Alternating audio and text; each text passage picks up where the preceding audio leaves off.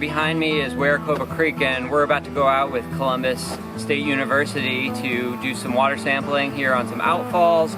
We're going to check the main stem of the creek where we've had some issues over the years. The screen is going to tell you a bunch of different numbers, right? It'll tell you the temperature. So who's got 7.11 pH. Contamination from sewer lines? It's like a film on the water.